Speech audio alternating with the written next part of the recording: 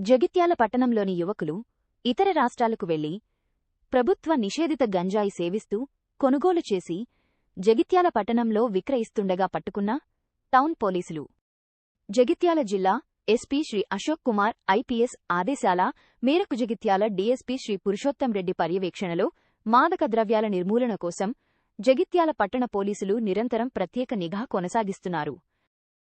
లింగంపేట గ్రామానికి చెందిన జవ్వాజీ తేజ, హౌసింగ్ బోర్డుకు చెందిన గజ్జల అంజయ్, జగిత్యాల రూరల్ లక్ష్మీపూర్ గ్రామానికి చెందిన ఆలకుంట్ల గణేష్ మరియు మరొక మైనర్ వ్యక్తి, వీళ్ళు నలుగురు కలిసి బయట రాష్ట్రాలకు వెళ్లి గంజాయి చేస్తున్నారని గత వారం రోజుల నుంచి సమాచారంతో వాళ్ళపై నిఘా పెట్టగా ఈరోజు వారిని మన మోతే శివార్లో గల శ్మశాన వాటిక వద్ద వాళ్ళందరినీ పట్టుకోవడం జరిగింది. వీళ్ళ వద్ద నుంచి 120 గ్రాముల గంజాయిని పట్టుకొని సీజ్ చేయడం జరిగింది. వీళ్ళందరినీ కూడా అరెస్ట్ చేయడం జరిగింది.